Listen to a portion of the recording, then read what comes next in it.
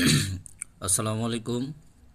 আমি আলামিন ভুঁইয়া আবারও চলে আসলাম আপনাদের সামনে। দেশ এবং দেশের বাইরে থেকে যারা আমার এই ভিডিওটি দেখছেন সকলকে আমি ধন্যবাদ জানাচ্ছি।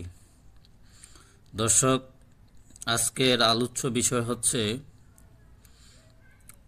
হঠাৎ সুদখোরেরা হাজি, মৌলবীদের মুখে তালা। যদিও আমার এই আলোচনার পরে অনেকে আমাকে নিয়ে হাসি ঠাট্টা করবেন, মনে করবেন যে আমি ধর্মের কি জানি, আবার এই বিষয় নিয়ে আমি সুদের বিষয় নিয়ে আমি বা মৌলবীদের বিষয় নিয়ে আলেমদের বিষয় নিয়ে কেন আমি কথা বলতে আসলাম। দেখেন,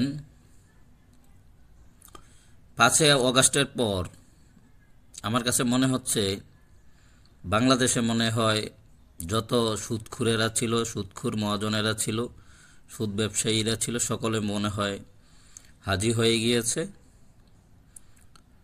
আর মৌলবীদের মুখে তালা পড়ে গিয়েছে বা তালাবদ্ধ হয়ে গিয়েছে মৌলবীদের মুখ। আগে আমরা যখন ওয়াজ মাহফিলে যেতাম বা ওয়াজ মাহফিলে আয়োজন করতাম, সকল আলেমরাই বেশাবেশ সুদ নিয়ে এবং জানাবি বেবিচার, ঘুষ, দুর্নীতি নিয়ে খুব দহরম মহরম আলোচনা করত। কিন্তু একটা লক্ষণীয় বিষয়, 5 অগাস্টের পর থেকে আজ অবধি পর্যন্ত মনে হয় যেন বাংলাদেশের মধ্যে আপনি অনুবীক্ষণ যন্ত্র অথবা দূরবীক্ষণ যন্ত্র দিয়ে আমরা মনে করেন দূরবীক্ষণ যন্ত্র স্বাভাবিকভাবে তো দেখতে পাবো না, অনুবীক্ষণ যন্ত্র অথবা দূরবীক্ষণ যন্ত্র দিয়েও যদি আমরা পরীক্ষা করি, সুদের বিষয়ে একটি ওয়াজ কোনো বক্তা তার ওয়াজের মধ্যে, বক্তব্যের মধ্যে দিচ্ছে, পাওয়া যাবে না। তাহলে বাংলাদেশে কি এখন 5 অগাস্টের পর কেউ সুদী মহাজন নেই? কেউ কি সুদ খাচ্ছে না? সুদের ব্যবসা করতেছে না? ভালো হয়ে গিয়েছে? অবশ্য ভালো হয় নাই। তার কারণ কি? তার একটি নির্দিষ্ট কারণ আছে অবশ্য, হয়তো বিশদ আলোচনা করলে আমরা বুঝতে পারবো, আলোচনা ছাড়াও আমরা বিষয়টা বুঝতে পারবো। যেমন ধরুন, জামাতের বক্তা তারেক মনোয়ার, আজহারি, এরপরে আমির হামজা, মামুনুল হক, যদিও মামুনুল হক জামাতের নয়, কওমি লাইনের, তারপর আরও অনেক প্রখ্যাত বক্তা, মজনা জমানু, আপনার জনস্রোত কাঁপানো অনেক বক্তাদেরকে আমরা বিগত দিনে অনিয়ম, সুদ, ঘুষ, দুর্নীতি, আপনার ব্যভিচার, আইন বহির্ভূত হত্যাকাণ্ড, আইনের সঠিক প্রয়োগ হচ্ছে না, এক ধরনের আপনার বলা যেতে পারে সুশীল সমাজের চরিত্রে তারা অবতীর্ণ হতো এক এক সময়। যদিও দিনদার মুসলমান তাদেরকে অর্থকড়ি দিয়ে একটি সুন্দর পরিপাটি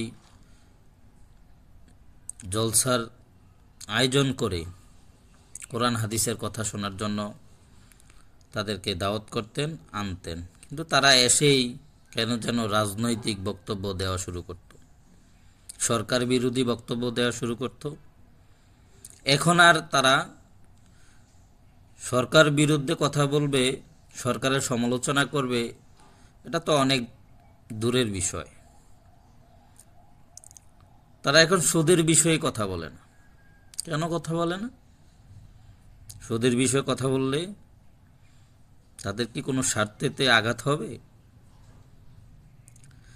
তাহলে কি তাদের এতদিন সুদের বিরুদ্ধে যে ওয়াজ নসিহত ছিল, ওয়াজ বলবো না আমি, বক্তব্য ছিল, সেই বক্তব্যগুলো কি উদ্দেশ্য প্রণীত?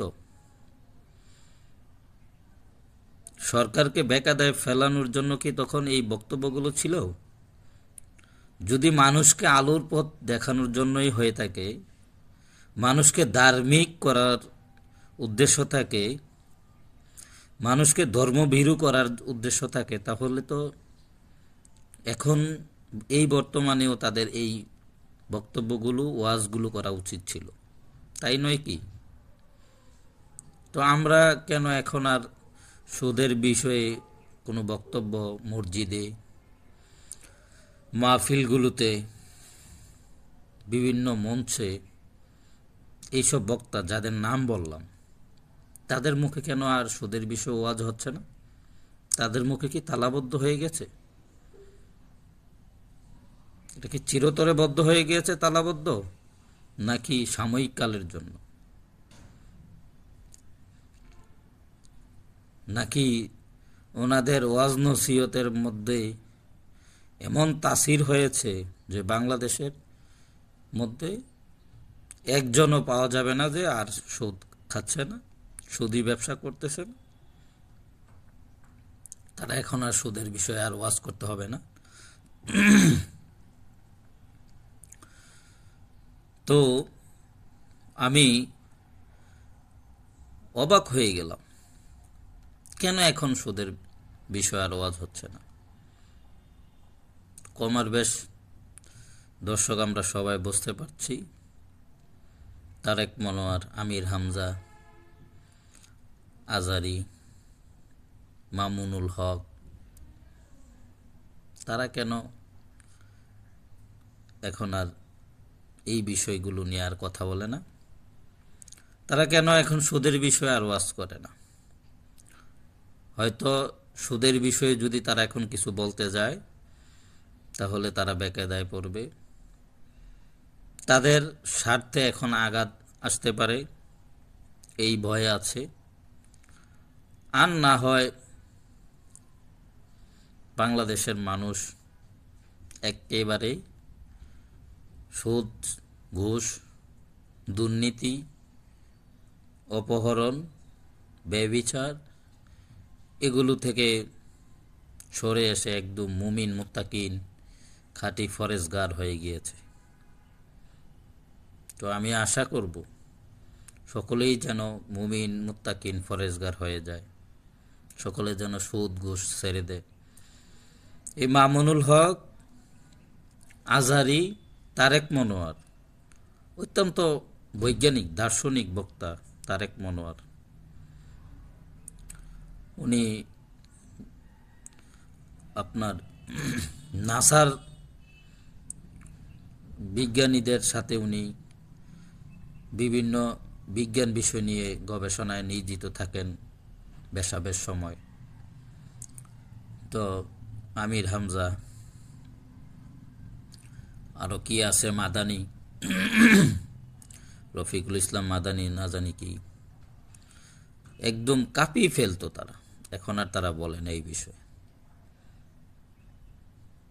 তো আমি আমার আর বক্তব্য দীর্ঘায়িত করব না, আপনাদের কাছে এই বিষয়টা উপস্থাপন করলাম, আপনারা একটু আপনার বিবেক দিয়ে বিশ্লেষণ করবেন তাদের এই বক্তব্যগুলো কি বিগত সরকারকে বিপদে ফেলানোর জন্য, পরিস্থিতিকে একটা বেপরোয়ার দিকে নিয়ে যাওয়ার জন্য, অস্থিতিশীল পরিস্থিতি তৈরি করার জন্য তারা এই বক্তব্যগুলো দিতেন, নাকি আসলেই মানুষকে হেদায়েতের জন্য দিতেন?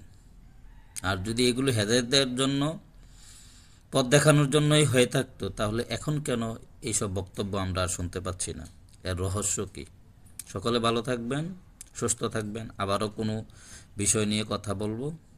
জয় বাংলা, জয় বঙ্গবন্ধু।